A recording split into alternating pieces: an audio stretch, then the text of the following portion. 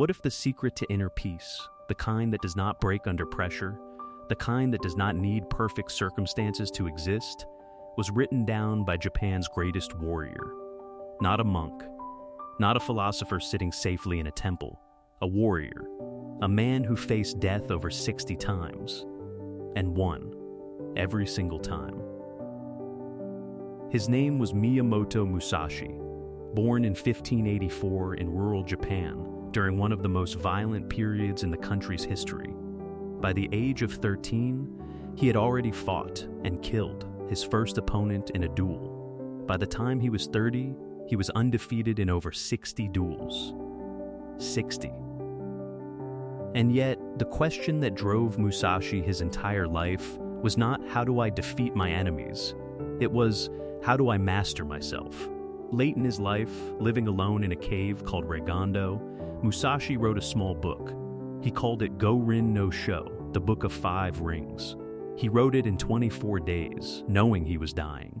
He finished it, put down his brush, and died 9 days later.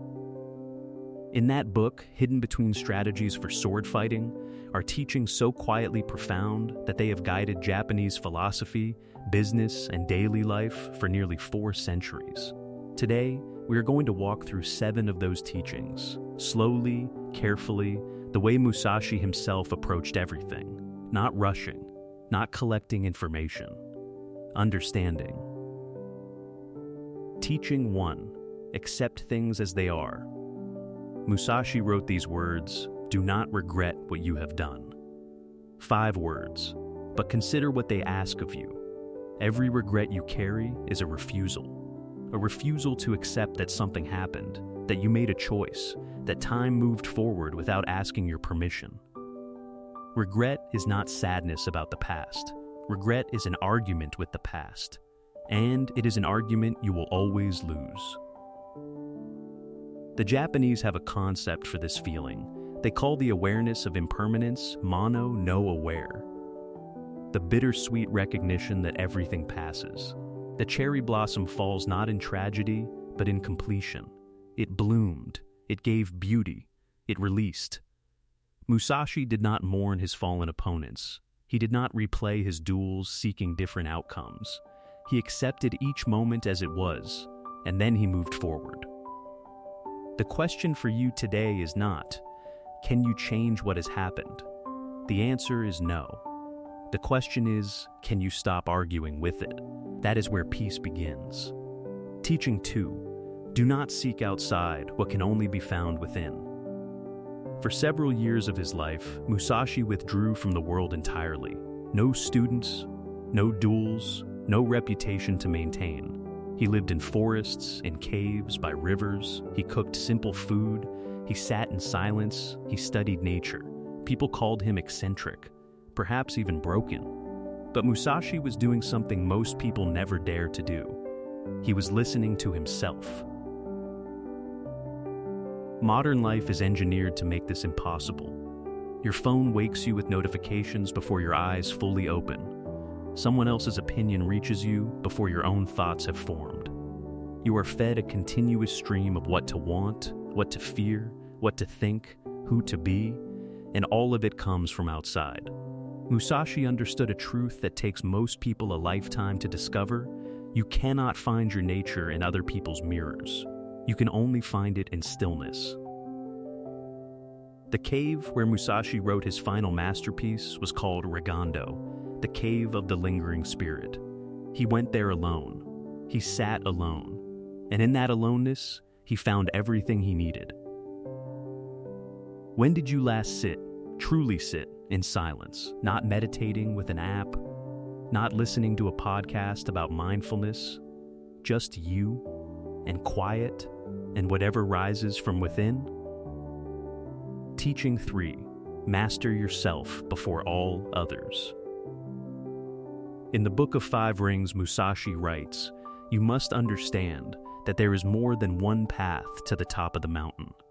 What he means is this: there is no single right way to live, but there is one discipline that underlies all paths: self-mastery. Not self-control in the brittle, white-knuckled sense, not suppression, but the deep, patient, daily practice of knowing your own mind and choosing how you respond to it. Most people spend their entire lives managing external opponents, difficult colleagues, unfair systems, other people's expectations. We pour our energy outward, trying to rearrange the world into a more comfortable shape. Musashi fought 60 duels, and afterward, he said his greatest opponent had always been himself. His own fear, his own pride, his own desire for recognition. Defeat those, and the external world loses most of its power over you. The practice is simple, but not easy.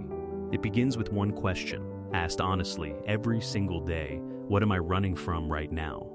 That question is a sword, and unlike Musashi's blade, it never needs sharpening. Teaching 4. Detach from outcomes. Musashi prepared for every duel with total commitment. He studied his opponents, he trained without pause, he chose his terrain with strategic precision, and then he let go. He did not grip the outcome. He did not need to win to feel whole. He simply prepared fully, then released completely. Think of the Kyudo archer, the master of traditional Japanese archery. He draws the bow with perfect form, every muscle engaged, every breath controlled. Then the arrow flies, and the archer does not chase it with his eyes. He does not lurch forward. He does not hold his breath waiting for the target. He releases, and in that release, discovers that the act of shooting was always the point, not the landing. This is what Musashi called mushin, the state of no mind. When you are so fully present in what you are doing that the result becomes secondary. When the doing is the arrival, think of the last time you were so absorbed in something that you forgot to wonder how it was going. That was mushin. That was freedom. That is available to you, not only in great moments of performance, but in every single thing you do. Teaching 5. Embrace solitude deliberately. Musashi spent much of his adult life alone, not because he was rejected, not because connection frightened him. He chose it, deliberately, strategically, the way you might choose the best training ground before a great challenge. He understood something that the modern world has almost entirely forgotten. Solitude is not emptiness. It is a different kind of fullness. When you are alone, truly alone, without distraction, you begin to hear a voice you may have spent years drowning out. It is not dramatic. It does not shout. It speaks in very quiet suggestions. This path, this choice, this truth. It is your own compass, and it only speaks in silence. Try this tomorrow morning. Before you reach for your phone, sit for 5 minutes. Just 5. Do not meditate. Do not journal. Do not optimize the silence. Just be in it. And notice what arrives. Teaching 6. Have no fixed preference. Among all of Musashi's teachings, this one is perhaps the most challenging for the modern mind. He wrote, "Think lightly of yourself and deeply of the world." What he means is not self-deprecation. He is not saying, be small, shrink yourself, matter less. He is saying, release the exhausting need to have the world confirm your particular preferences. Release the requirement that things be a certain way, your way, for you to be at peace. The ego is a demanding tenant. It needs constant maintenance. It needs validation, recognition, the reassurance that it is right, that it is respected, that its position is secure.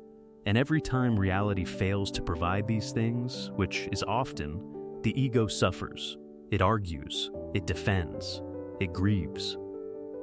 Musashi, who had every reason to be consumed by ego, an undefeated warrior, a legendary artist, chose instead the lightness of non-preference. He ate what was given. He slept where he could. He needed very little. And in needing very little, he was free. Teaching 7, never stop learning. Until your last breath. Most people assume Musashi's genius was in fighting, but in the last decade of his life, he was more painter than warrior, more sculptor than swordsman, more philosopher than duelist. He understood that mastery in one domain illuminates all others, that the same quality of attention you bring to the sword, you can bring to a brush, to a piece of clay, to a conversation, to a cup of tea. He wrote, "From one thing, know 10,000 things." One principle, deeply understood, becomes a lens through which you see everything more clearly. The greatest enemy of learning is not ignorance, it is the belief that you already know enough. The moment a person decides they have arrived, they begin, slowly, to move backward. Musashi was still learning on the day he died, still asking questions, still following the path further. That is the warrior's way. These 7 teachings, acceptance, inner searching, self-mastery, non-attachment, chosen solitude, releasing preference, and lifelong learning, are not separate ideas. They form a single philosophy of living, a way of meeting life without flinching, without escaping, without needing it to be different from what it is. Musashi called this way Michi, the path. He did not promise it would be easy. He did not promise comfort. He promised only this, that the warrior who walks this path with honesty and patience will never be defeated by life, because they will no longer be fighting it. If something in these words has moved you, if Musashi's path resonates somewhere in your chest, then subscribe to this channel.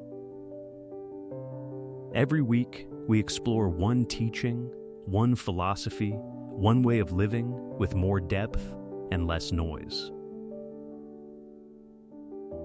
The path continues. Walk it with us.